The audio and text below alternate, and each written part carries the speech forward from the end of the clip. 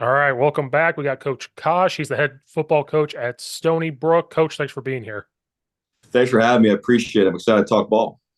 Yeah, this is your first year there, right? You just got this Yes. job. Yeah, got here in December, December 15th or 16th, my start date.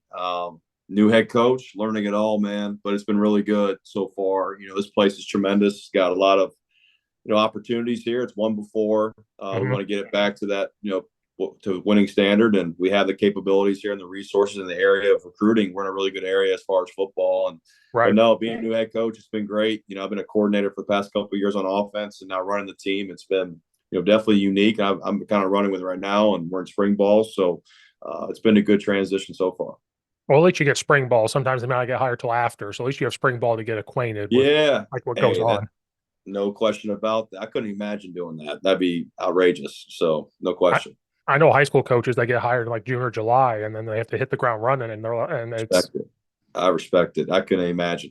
I couldn't even imagine. A lot of respect to that. That's tough. That's tough or business. the worst job was the head coach I work for now. He got the job in January of 2020. Talked to me Yeah, about coming on, and then COVID hit, and that for his first year being a head coach was COVID. And that's tough. That's tough. make fun of him because now his beard has some gray, and I'm like, those are the COVID grays, right? He goes, yeah, I think they all No, popped up. that's true. I could, yeah, that'd be tough. That was my first year as a coordinator was COVID. So Oh wow, we were about to play in the fall at VMI, and we were kind of practicing for a couple of days, and then literally practice 5 or 6. We got told the SoCon was shutting it down for football, and I just practiced coaching there during the fall. We played in the spring, which is unique, and played back to back spring to fall, which oh was yep, crazy. I loved it. It was football year round. It was like the XFL, man. It was like the XFL in the spring. It was kind of yeah, cool yeah. playing some football. So yeah, That happened in Illinois. They pushed everything back to where it was like January 16th or something. It was like you can start with basketball, yeah, and it would go to the fall sports, and it go to the spring sports. And I coached football, basketball, track, so I did all of them between wow, January and the end of May. And there was always a week and a half overlap. So the other sport's still going on, but the other sport's getting started. yeah, And you want to talk about a burnout?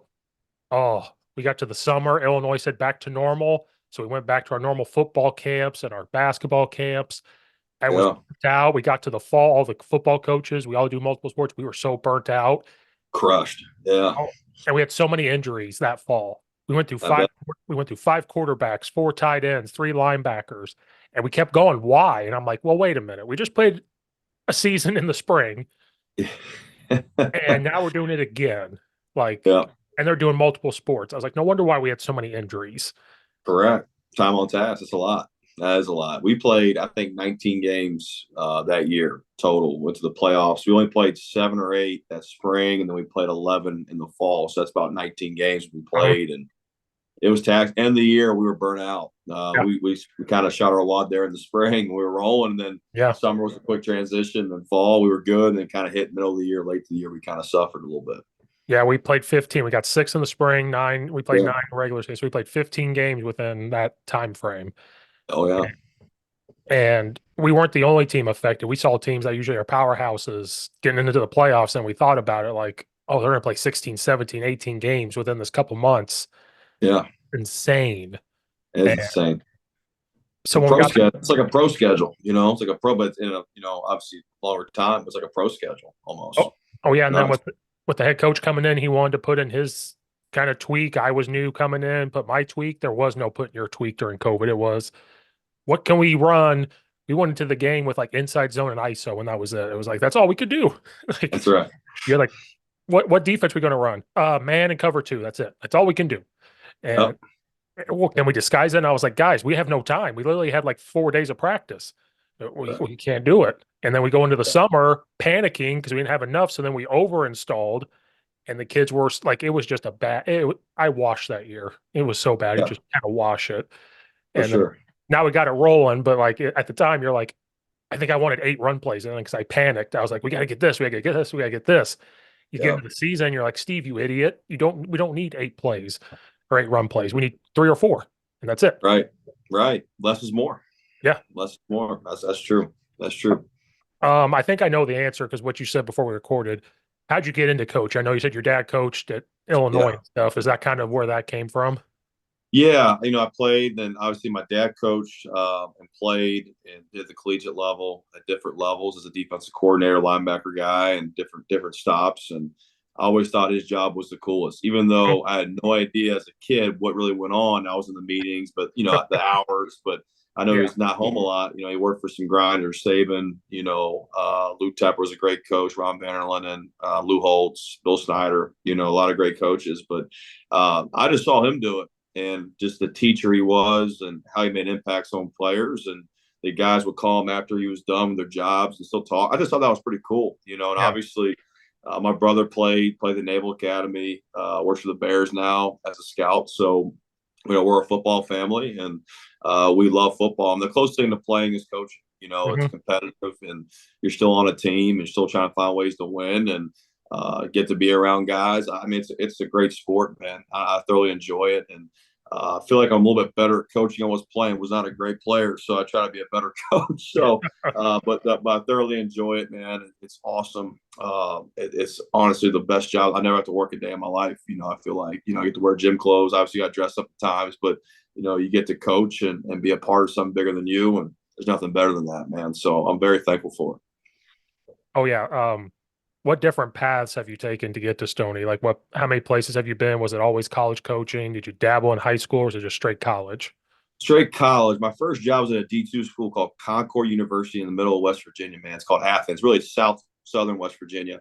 Yeah. Made no money, was a quarterback guy, GA, but you had to grind your teeth somehow. So after I got done playing at Houston, I went to Concord, coached quarterbacks, really didn't know what I was doing. I thought coaching was, saying let's go, and there was Right. no detail what I was doing. And I kind of learned on the fly, and then got to my first gig really fully was in Indiana as a GA. I worked under Mhm. Kevin Wilson, Tom Allen, Mike DeBoer, Nick Sheridan, Kevin Johns was there as well. I mean, I worked with some great coaches. I really learned everything there. Sean Watson was really the guy that was a QC now as a head coach at Wofford, really taught me how to coach. Mhm. Taught me how as an offensive guy. My dad's a defensive guy. So Watts was kind of like my dad on offense, just teaching me how to teach, drill manuals, quarterback positional work. Like my first year of quarterback coaching, I couldn't teach a CQ exchange. I thought you just did it. And Watts is like, hey, how do you teach it? Yeah. What's your philosophy on that? What's your drill manual? So that's where I learned everything was Indiana. I was a sponge, with Wilson, learned so much offensive football, toughness, how to run the football and play fast. And then Sheridan with quarterback play the next year, and Debo like at Michigan. With Debo's at Michigan, Tennessee, like we played fast and had really good throw game ideas and played well and had good player relationships. I learned a lot from those guys. I'm very Mhm. thankful for my time there in Indiana. I was a GA. That was a great place to live in Bloomington. Obviously, basketball. They love basketball there, but football was Oh yeah. getting better.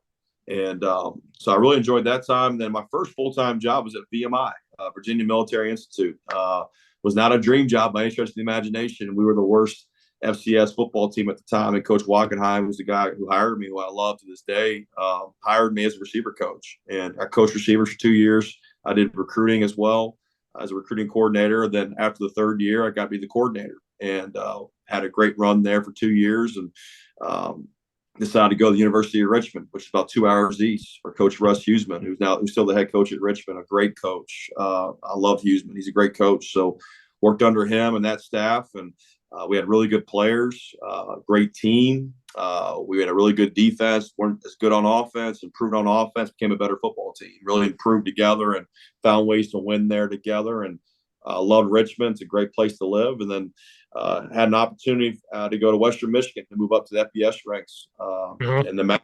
Really good MAC program. You play Miami, Ohio. You play against really good teams every single year, and Yep. as you know, the MAC it's open. Every week Oh yeah. you don't know who's going to win, who's going to lose. So very there's a lot of parity in that league. So got to coach in that league, and then got an opportunity to be the head coach here. So I had some 1 year stints here the past couple of years, kind of moving up. It's been quick with my wife, my family, my daughter, and it's been quick, but very thankful to be here at Stony Brook. We played Stony Brook when I was at Richmond and had a really good game. We won big. I think the AD saw that. We had a good team, had a really good quarterback, had a good receivers, had a good defense, and he saw that and got an interview. Did not know I'd get the job. Never. I've done a couple head coaching interviews prior to that, but got further and then got the opportunity and ran with it and learning on the fly here as a head coach. I've been a coordinator, position coach, and now I get to run the team. It's a little bit different, but I'm loving it. You get to impact different people. So, but thoroughly enjoying it so far. Did you think you were going to coach offense after your dad coached defense this whole time, or did you think it was going to be different? No, I always say the story. So when I was as a kid, I was a pitcher and I played quarterback, but I was at South Carolina's practices with Coach Holtz and Charlie Strong, my dad, and it was a lot tougher on defense. Those guys were yelling, getting after the butt. I was like, offense is easy. I'm going offense a little bit easier over here, man. No, I honestly, I just played quarterback, and I think it's helped me. Just knowing defenses through him. I think some guys just, you try to run plays. You got to know why you're running them, and I learned that through defense, and that's another thing Coach Watson taught me as well, and my dad, just defenses. Like I learned structure of defenses, how they fit, who has the edge, who has contain, who has support, coverages, and how to attack coverages, indicators of defense. So all those things helped me kind of on offense a little bit. And I think offensive football, it's all about execution, as you know. So just getting to learn those things is great. So I use that as a advantage point. But no, I think defense is hard to coach defense. It really is. And I got a lot of respect for defensive coaches. I really do. They're great coaches and great teachers. So, but being around those guys my whole life, it kind of gave me a team perspective a little bit, being around defensive guys as an offensive guy, like how to work together, how to play together, how to structure practice. All those things kind of helped me a little bit as a young guy. So, yep. Yeah, that happened to me. I started off just coaching offensive line. I went to a different school. I went up to the brand new head coach and I said, I want to coach. We talked. 2 days later, he said, hey, you're coming, but you're going to do running backs, linebackers, help out the varsity defensive coordinator, and then call defense for JV. And I said, what? He goes, you heard me. This is what you're going to do. Yeah. I was like, but I like offense. And he goes, I know you do, but you got to learn how defense works before you start offense. And I was really young, and I'm like, you're like, okay. And then when you walk away, you're bitching and moaning as you walk away, and you're like, oh. Sure. But I did it for 2 years, and then I became the varsity offense coordinator. And I was like, wait, I understand how to communicate with the offensive players about, like, this is why they line up this way. Here's a technique the defensive line's doing. What happens? I'm not doing that thumb on purpose. If you see that, I don't know why. Yeah. That's pretty neat. Zoom just does it. I don't do it. That's pretty neat. Zoom liked what you said there. So that was good. Yes. That happened weeks ago. I had some college coaches on, and I'm like, they probably thought I was bored and hit a button and did that. I have no idea why. I didn't know they could see it. Right. But when I started coaching offense, I was like, I'm able now to explain where they're looking and all this stuff just because I coach defense. Right. And so that helped me out a lot from the offensive perspective. And so some younger, because I'm not old, but I'm old. I'm 33. I feel old. But I tell people you should coach what you don't want to do first, because it gives you understanding. So like I've coached every position except true like safeties. I coached like the outside linebacker. It's the only position. But now understanding for running backs, what I'm looking at, understanding for receivers. If I had to coach defense again, I understand linebackers, and it just helps coaches when they do all of it.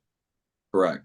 I agree with that 100%. When I coached wideouts, I was a quarterback guy, and I coached wideouts, and I learned kind of the passing game more as far as spacing, how to get guys open. I said, as quarterback, get them open. You got to get open. Like, how do you get them open? Releases and timing and pick routes, things like that. You kind of learn more when you kind of venture off to other positions. Like you said, I agree with that wholeheartedly. But some younger coaches are like, well, I played running back in high school, so I'm going to coach running backs. I'm like, well, that sounds good, but then don't tell me what the offensive line's doing if you've never coached it, like that type of thing. No question. Don't tell the receivers how to get open if you've never. Well, I watched our O-line coach in college do this. I was like, that's cool. You saw it because you're running back, but do you understand what they're doing? Like, correct. Me, I'm like the run game coordinator, so I told the running backs, this is what you have to do. Because one, I came up with the run game. Two, I've coached running back, so I understand what they're looking at, where they're going. But don't go tell the receivers how to get open. I can, you can't, type of thing. Because no doubt, especially O-line coaches, like don't. I hear you on that. Correct. That's another thing I try to learn is online play. I never played it, but I want to at least speak with them and be able to communicate. And I think that's critical as well. It's helped me as a coordinator.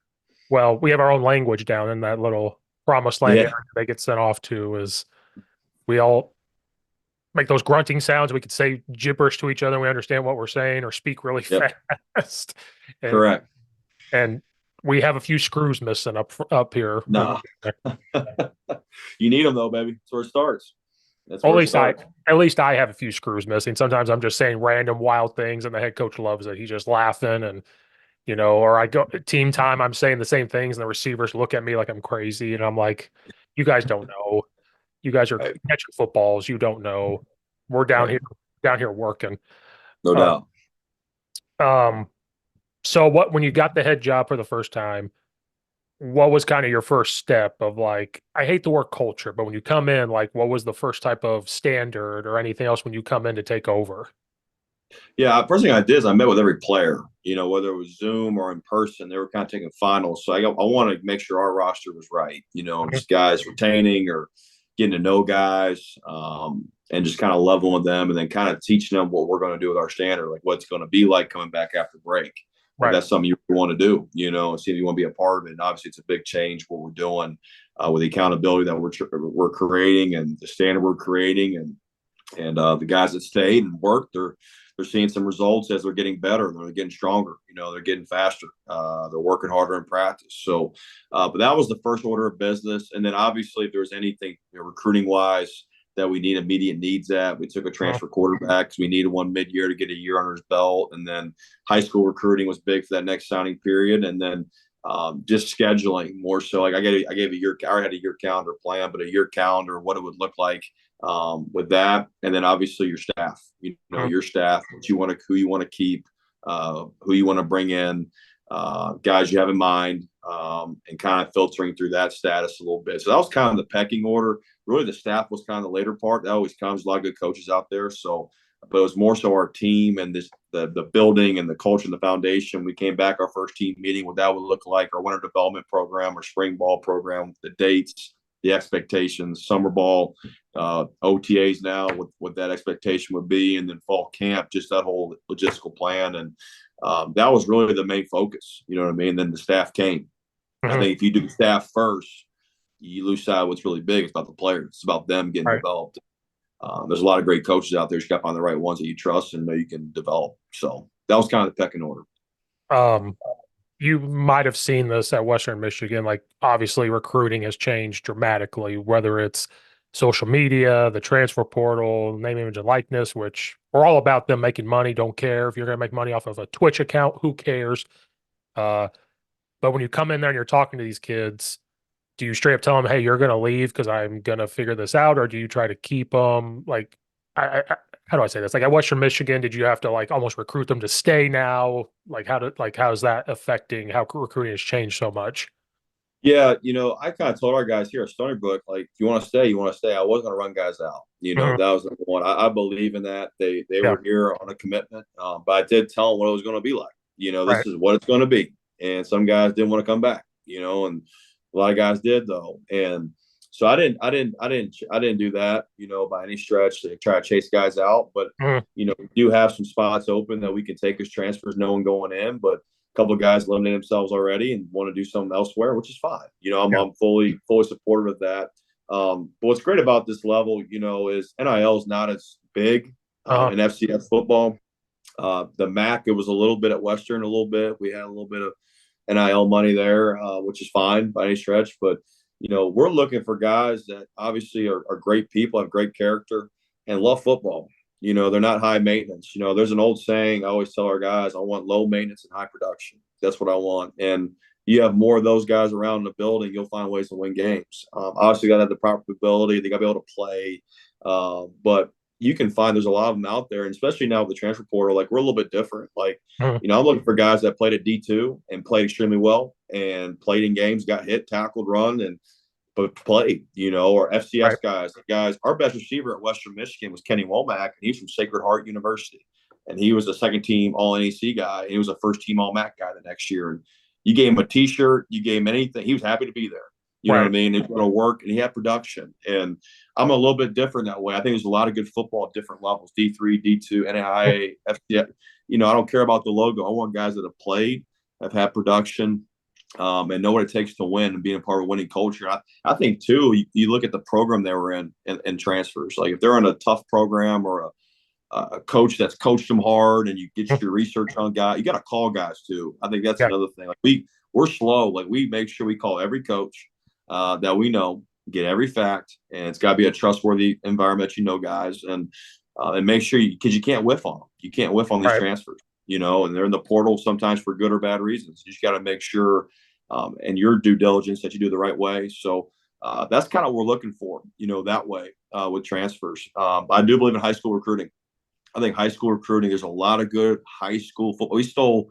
I hate saying stole, but we got some really good players this January or this February class that had offers from G5 offers, but the portal hurt those kids and they were Yeah. available, and we waited. And FCS, sometimes you got to wait. I always tell our staff this. Sometimes the kid wants to go to Stony Brook in May or June, he may not be good enough. Sometimes if you wait and the kid's got other offers or higher portal, and then they come to you. You just got Right. to have that patience and make sure you're diligent with that. So that's kind of the process that we believe in. I think at this level, you can be a little bit slower. I think G5 and Power 5 a little more aggressive, obviously with more Right. numbers and more structured numbers. With FCS, you only have 63. So if you whiff, it shows more. You got to Right. make sure you can't have too many, Yeah. so that's kind of our process. Yeah. You kind of hit on that. That was my next thing was people talk, like I said, it's hard to trust ESPN and all that when you read, like, I know the transfer portal is the wild, wild west, but like, I love talking to all coaches because then I get the real insight of what's happening. And that's the first thing they say is high school recruiting gets affected. And a coach Yeah, said this to me, and he said it's getting affected a little bit only because of we're still dealing with COVID players are still here. Like you got correct. 6-year players and some are 7-year players. But then Yeah, another coach told me it may only affect certain kids. Like maybe 5 years ago they would have gone Power Five, G5, or whatever. But now right, because of this transfer portal and still dealing with COVID, maybe this kid now goes FCS. He's still going to go play college ball, still going to get his scholarship. Instead of maybe going to the Power Five, he's going FCS, which is nothing wrong with that. It's all right. good football. He said that's how it's affected. Then other coaches say, no, we still recruit high school exactly the same that we did. It doesn't change. Maybe they get partial scholarships, though. Maybe it's not quite full scholarship because we're still dealing with this until we get out of the COVID era. But I like Right. hearing you say that you still go after high school kids. Like you still are going to go get them. A lot of good ones, especially where we are geographically in the Northeast here. New York's got good players, PA's got good players, Maryland, where I'm from, has good players. There's a lot of good local talent, and you just got to make sure you don't miss on those guys. You can develop them, and obviously, Right. if they have any success, you always worry about the portal and then them going up. And be honest with you, like we're FCS, we're like a prep school now.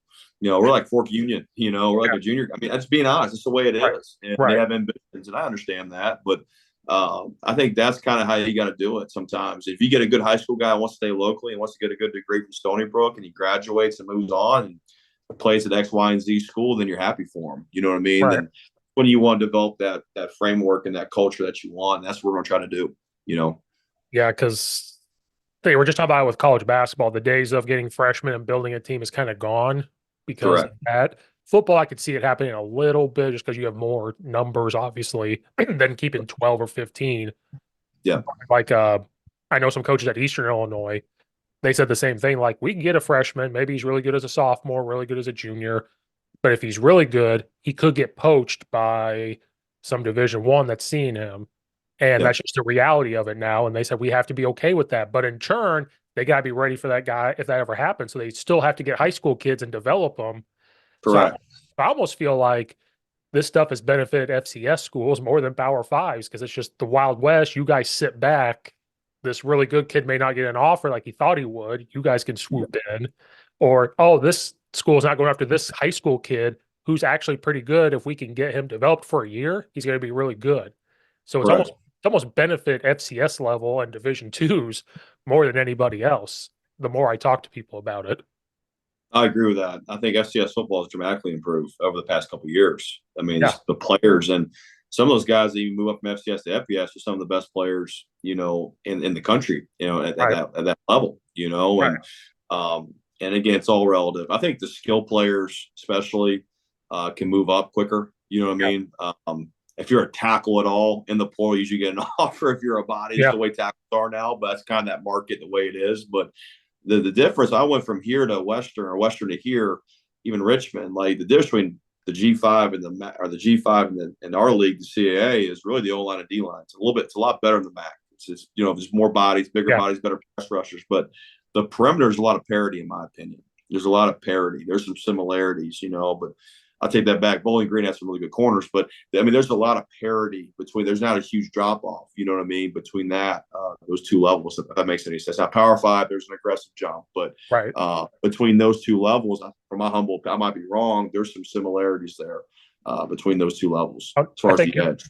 I think you're right because like I've talked to a lot of MAC coaches somewhere on here, and I've tried to watch games. The O line, D line for every team is huge. Yeah, like, they're huge, and that's why the MAC is always, in my opinion, you obviously coaching it. It's open every single year. Like it's not always Ohio. Yeah. It's not always this team. It's not always Western. Like any team at any point in time, like Northern Illinois a couple years ago, like came in and dominated. Then the next year doesn't do the same thing. Like it's in that league, you have a dominant quarterback, you got one edge guy, and you got a D line and one corner. You can win the league. Because everybody else, I'm serious. Like that's from even our level as well, and probably but especially at that level, like if you have those type of players and everybody else kind of feeds in, they're good. You can find ways to win. Think about Ohio through the years. They had the Rourke kids out of Indiana. Really good quarterback for years there, and NIU had Lombardi, good player. Tough kid. Miami, Ohio had Gabbard. He was there for 100 years. He's a great player. But he's a great player, like smooth operator.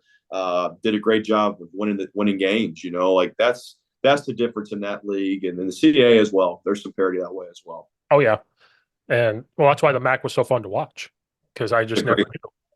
But Tuesday nights were tough. We were a little tough. I didn't know what day it was. Especially in action.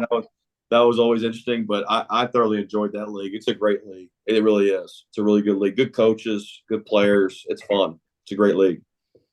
Yeah, a coach at Western Michigan knows some of the coaches I work with. Was it Lester? Yeah, Coach Lester was there prior. Yes, sir. Okay, I couldn't remember if you were there with him or not. I think they knew. I was not. I was with Coach Taylor. Coach Taylor that's right. So I think he coached at Elmhurst maybe or something. I don't remember. I think so. I didn't know Coach Lester, but I think he did. I think he's in Iowa now as the offensive coordinator.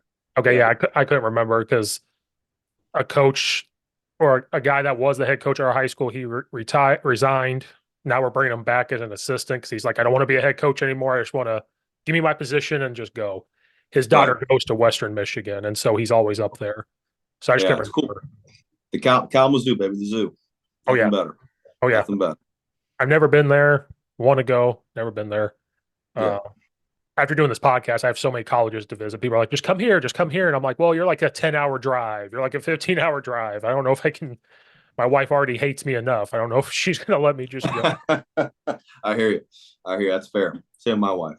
Oh, yeah. Well, because I coach all three sports. I do football, basketball, softball. So she already hates it enough. If I were to just drop and say, hey, I'll be gone for 2 days. All year, baby. Luckily, my parents live by Champaign. So when I went to go see the practice, I visited my parents. So I told her, like, I'm going to visit my parents and I'm going to this practice. Yeah. That's a good 2-for-1 right there, baby. That's a good 2-for-1. That's nice. That's good.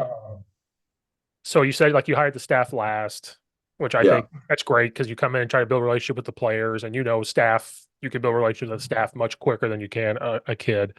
Where do you start like installing different things? Like, do you have to bring your identity to it? Your OC or DC, they bring their identity and you kind of let them go? Like, how do you delegate that as a head coach? Nationally, as an offensive guy, it's the systems that we've ran in the past, and I hired a guy that's been with me at VMI and Western, so we already had continuity, and then that was easy. Defensively, I hired Scott Lewis from St. Francis. I played against him twice, so I broke him down 2 different years, so I knew what he's done on defense, and he's had great defenses. And I was like, that to me, that's the best interview when you watch a guy and you break him down, you play against them, and see how hard they play. Right. And I knew Scotty was a great guy. That was easy. So I kind of already knew what he was doing. That's what I wanted as far as implementing the defense, because I went against it as an offensive coordinator. And then our special teams guys, a guy worked at Concord, always been sound in Missouri State. So I kind of knew the 3 guys that I hired as coordinators. I kind of knew what they did, and it kind of fit the identity of what I wanted within the program. So, so that was easy. What's cool is too, as a staff during spring ball, like we'll watch practice together. Right. as a staff. Obviously, we watch it individually with our side of the ball, but I go in, I make a cut up, and we talk ball. We Hmm. talk football, and I'll give Scotty, hey, this is what I would do against you if I saw this, and Scotty like, well, if you guys do this on offense, it's actually great because you can solve problems. You can solve Right. problems. You work together. You also know the why. Some guys don't want to do that. You guys sit down and talk ball and reason, especially during spring ball. It's the best time to do it. So that's something we do, and it's been great. It's been beneficial because obviously we got some new guys, and the more you're together, the more you're speaking the same language, the more the kids hear it, and we're all cohesive. And Hmm. but no, that's kind of how we did it with the coordinators. That's kind of how we transitioned. Yeah, because sometimes the head coach is like, "You're going to do this," which I kind of don't like all the time. You could give ideas and try to hint at like nudge, nudge, like, "Hey, we should do this," but ultimately Yeah, let the OC and DC have their fingerprints all over it, and then you make the final decision on things like, yeah, pick these three plays to run, like that type of thing. I've never been a head coach for that, but I've been an OC and I've been told like you've got to run these three like four plays, pick one, like in a yeah, crucial situation, but yeah. let them do their thing. Yeah, that's why you hire them, and but obviously you have to be involved in what they're doing. You can't just be, further away from it. You have to have and know why. And I think during the off season, if you work at it during the season, you don't have to do those things. You know Right. what I mean? There's an old saying: if everybody's thinking alike, no one's thinking. So that's kind of what we've been doing and did during the winter as well. And we did situations every week. Like we go over, two situations a week and just go through scenarios of college football or teams that I've been a Mhm. part of. And we talk about what would you do here? What would you do on defense here? It's 3rd and 4. What are you doing? Like just talking through and playing the game. Then obviously you scrimmage and you play and you do it, obviously in a live situation. But the more you're around each other, the better, especially when you're a new staff. Now, if you have continuity, it's a little bit different. Guys Yeah. know you don't have to meet as much, but I got a great staff and I got good people around me, so it makes my job a lot better. Uh, what what was the biggest adjustment becoming a head coach? You've been a coordinator, obviously, you've seen it. Was there anything Uh, that took you by surprise when you became a head coach, or did you kind of already know from like your dad doing it or anything else? my dad's never been one. He should have been, but he's never been one. You know, obviously it's until you do it, you never know. Obviously Right. dealing with things outside of it that you think you would know about, and you learn on the fly a little bit. But the football part's easy. The player development Yeah. part was easy. The structure of everything was easy. It was just the outskirts and seeing how people work around you and getting to know those people and who can help you and who can't help you and who can you trust. I think that's the biggest thing, to be honest with you, in this role. But you do that through time. Mhm. But as far as the actual program, this building, I thought it's been easy so far. Obviously, I haven't coached a game yet or won or lost a game yet, so I can't say too much. But as far as that, it hasn't been too aggressively that bad. But the outskirts things are things that I'm learning. Right. Obviously, I love recruiting. I think that's something as a head coach, I take pride. I call kids, I talk to kids, I write kids. I think as a head coach, you got to do it at this level. You got to hustle at that. So, but no, but as an offensive coach, like a coordinator, a position coach, like I remember the first day of practice here. We go out to practice during Indy. I don't have a position group. I'm in the middle of the field. I'm coaching. I'm usually the quarterbacks, the Yeah. receivers, and coaching them up. I didn't have a position group, so that day one was like, what am I doing? But I got used to that pretty quick, and I got to coach other positions, and obviously we meet, so I hear the emphasis of what they're teaching. I can echo that to Right. to the players. So but no, that was the most unique thing was day one of practice. Like, man, where do I go? I'm in the Yeah. middle of the field now. So, but it's been good. It really has been. And being for the team and understanding that, how to win together and playing complimentary football, it's been really good so far. I had a similar thing when I first became an OC. We had a coach for every position where I didn't have to. And I was like the OC. And normally in high school, you have to, right? Well, I didn't Oh, have yeah. to. I didn't have Yeah. to. So I remember me and the head coach standing in the middle of the field. I'm like, what do we do now? Because I was like, what do we do? And he's Yeah. like, well, Steve, it's offense. You should probably walk around and make sure things are going the way it should be and stuff like that. And I was like, oh, Sure. okay. Sure. I Okay. told myself, I'm not going to say let's go. I'm on the defense side. If I say let's go, that's a bad coaching point. I gotta make sure I give them some information when I do say something to those guys or Yeah. specialists, everybody. I want to make sure I can give some input and bring some value to what our coaches are saying. You know what I Right. mean? I don't want to say let's go 1,000 times. That's not it. So I try to learn it and try to get better from that. Now I have a dumb question I thought of because this happened a few Oh, times. Like my friend Nick Davis, he's now the head coach at Ottawa University. He's yeah. from Charleston, Illinois, where Eastern is, and that's where I met him. I remember him and other head coaches. I always see them posting for like GA jobs, and I've talked to Nick. He really kind of like you had to grind it out. He lived off food stamps. He, had to do this, had to do this, and he finally broke through at Rose Holman, and now he's broken through. And I've asked other coaches, is it becoming harder to find like GAs once they find out what it's about? Like you have to live off of this money a month. You have to live in the Oh dorm. You yeah. have to do this Oh because yeah. at the high school level, maybe not all over, but for us, we can't find coaches. Like I remember 2 years ago, we had 4 openings. It took us till July to like figure it out. This year we Yep. have 2 or 3 open. We're still trying to figure out who another coach will be. We have I have coaches texting me. Do you guys know anybody that wants to coach? And I'm like, we need somebody. Yeah. Yep. It's becoming harder to find coaches now. Yes, 100%. I think, obviously we're not the Big Ten or the ACC, so you try to get a good young coach, and they're excited. Oh yeah, yeah, I want to do it. And then you say, well, it's this pay. You don't get this. You get that. You know what I mean? And Right. that's when the no's start happening. But yeah, I think it's been harder. But we got some really good GAs here. Some young guys that one was with me at Richmond, the other one Mhm. played at Rutgers and played here, and they're both hungry. And I think you Yeah. got to develop your young coaches. I mean, I just remember Watson and Wilson and Debo and Sheridan. My dad, those guys did it for me. I better do it for somebody else. It's Right. the gift that keeps on giving. So we give those guys opportunities to do things. You teach them first, but you give them opportunities to grow. And they did it for me when I was in Indiana. So I want to make sure we develop, because if you can keep those guys and develop them, you can promote them.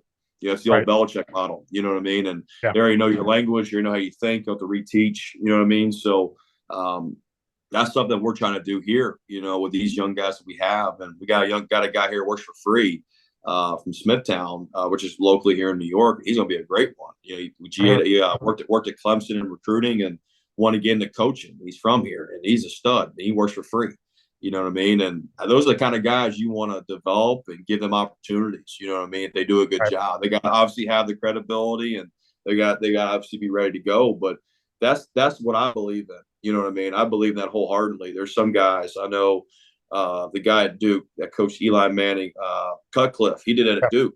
He would bring guys up, and he had a great program there, and it was withstanding. He Mhm. had a lot of success. Obviously, he's a great coach, but he's done it for X amount of years. That's something I would like to do down the road. Bill Snyder did that at Kansas State. You know what I mean? Because they knew how Coach Snyder thought. Those guys that played for him in GA, they already knew his language, and they Right. developed it. Just went right in there. So that's something you want to build here. Obviously, and but I agree, to answer your original question. It's hard. It's Mhm. hard, man, because once you say it's this amount of money and you don't, it's this, and that, no one wants to do it.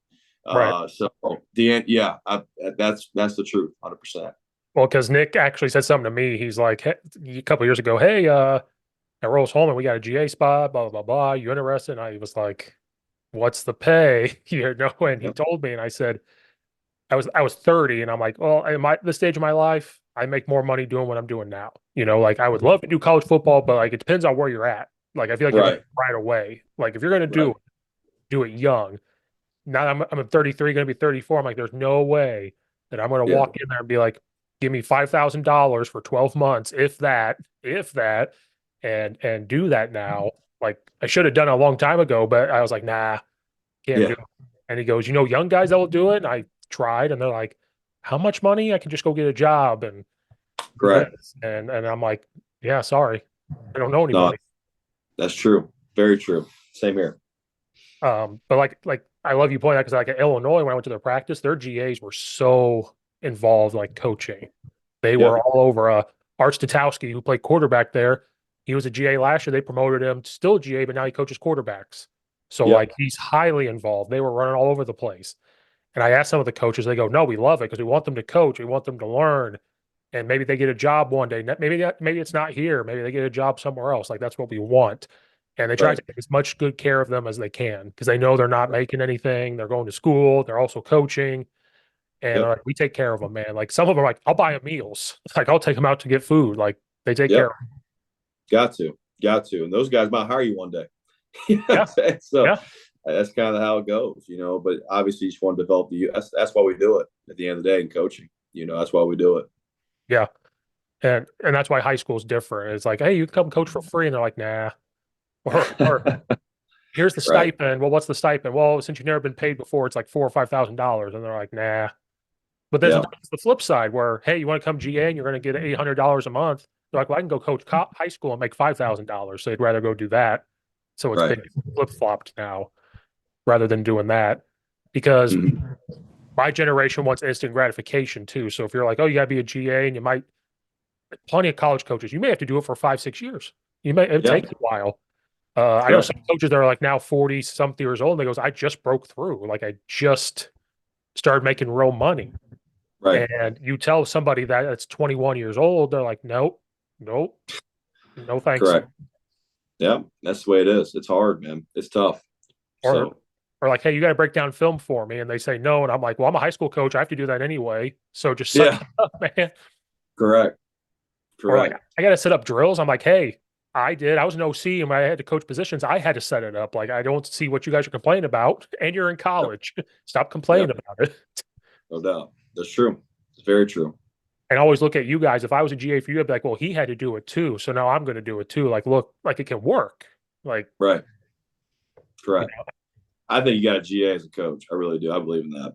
Like in well, this college, you gotta grind your teeth a little bit and get the coffee and sit in the back and don't say a word and learn. You know what I yeah. mean? Get ripped a few times. It's Oh, yeah. it's just a rite of passage, man. I might be wrong, but I think it's good. I think it helped me. It's gonna help. Other guys have done it too. It just helps them down the road for sure. I had a friend that GA'd at Eastern. The old line coach left, took him with him. They went to Northern Iowa. He left again. They went to UTEP, I think, and they went down there. And I told him I can continue coaching college. He goes, no, I think I'm done. And I said, why? And he goes, there's a lot of shady stuff that happens sometimes behind the scenes that I just didn't like. So I'm out of it. Wouldn't tell me what. And I never heard anything. But I thought Hmm. that was big. But now he coaches high school football in Texas. So I'm like, well, you have a win-win now, I guess. You're coaching high school football in Texas. It's fairly big down there, no question about it. Oh, yeah. He sent me a picture of the high school stadium. And I was like, yeah, whatever. It's millions of dollars. And I'm like, yeah, whatever. Yeah, it's different down there for sure. It's different. Well, coach, I know you got something to do here soon, but I appreciate you taking time to talk to me. Maybe in the summer I'll get you back when you got more time, but I appreciate you so much. Yeah, appreciate you, man. It was fun. I appreciate the time.